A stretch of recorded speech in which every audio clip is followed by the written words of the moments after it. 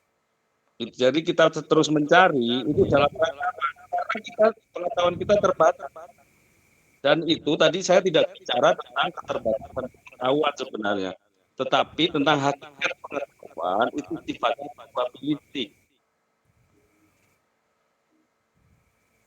probabilitas. Seperti itu, saya tidak bicara tentang pengetahuan manusia itu mana batasnya logika. Manusia tidak akan bisa memahami hal-hal yang di luar logika.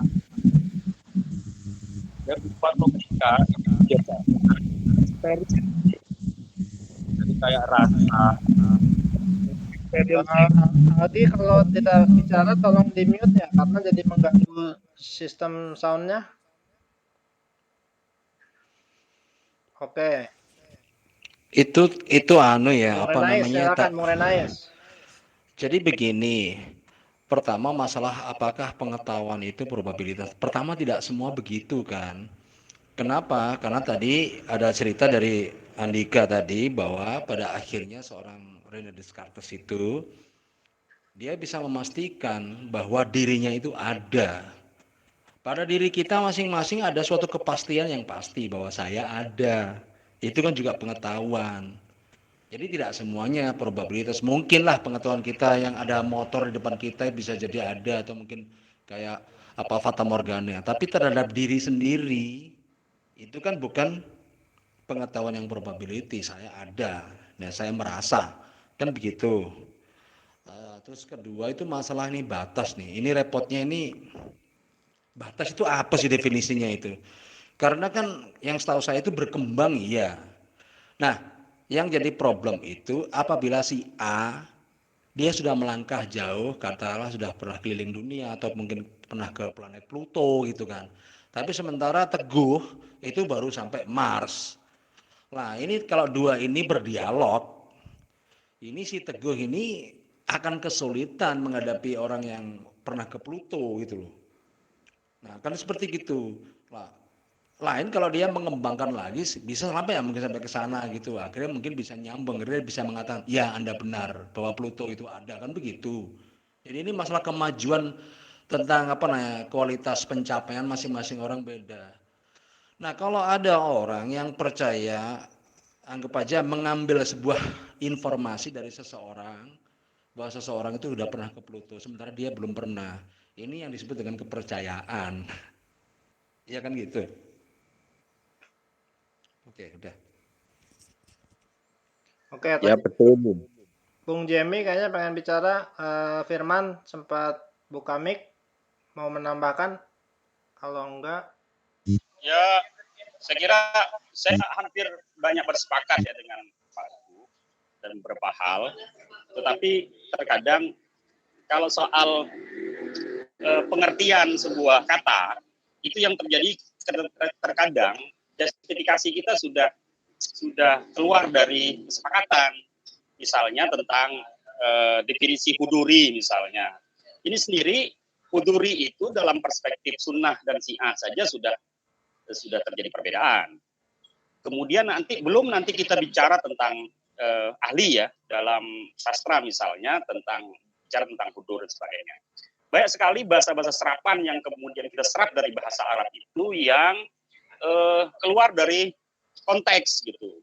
Keluar dari konteks yang kita terjebak kepada teks. Padahal bisa jadi pemahaman kita kepada teks itu tidak sama tentang konteksnya atau epistemologis dari pengertian-pengertian dari kata huduri misalnya. Mungkin kita bisa sama karena dalam sastra kita bisa ketemu nanti dengan kaidah-kaidahnya. Tapi dalam konteks akhirnya kemudian kita mencari sebuah kebenaran dari sebuah argumen-argumen yang disampaikan oleh para tokoh-tokoh yang kemudian menjadi simbol keyakinan agama-agama itu atau simbol keyakinan kelompok-kelompok mazhab misalnya. Nah, saya rasa bisa jadi terjebak kepada teks itu yang kemudian kita tidak bisa keluar. Misalnya kata serapan-serapan yang sering misalnya diambil oleh misal seperti istilah istidraj kemudian hudur, balsiroh, dan sebagainya yang sering kali kita terima dari tokoh-tokoh kita, itu bisa terjadi perbedaan. Dan saya sepanjang pengetahuan saya banyak menemukan pendefinisian yang berbeda tentang satu kata yang sudah umum mungkin di kalangan masyarakat kita, tapi kemudian keluar dari dari terminologis dan pendekatan terminologis dan epistemologisnya. Mungkin itu sajalah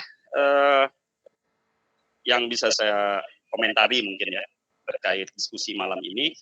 Tapi saya banyak bersepakat dengan atau kemudian bisa menerawang pemikiran Mas Teguh yang begitu nyentrik dan memberikan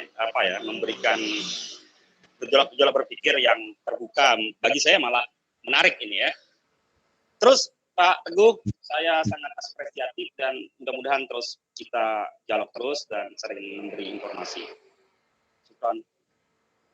Baik, terima kasih Bung Firman untuk tanggapannya. Kita sudah jam 9:30 tepat ini, apakah akan kita cukupkan dulu? Mungkin ada dari Bung Dika closing statement, Mas Teguh closing statement. Kita mulai tadi dari jam berapa? Jam 8, sudah 1,5 jam. Atau masih mau lanjut?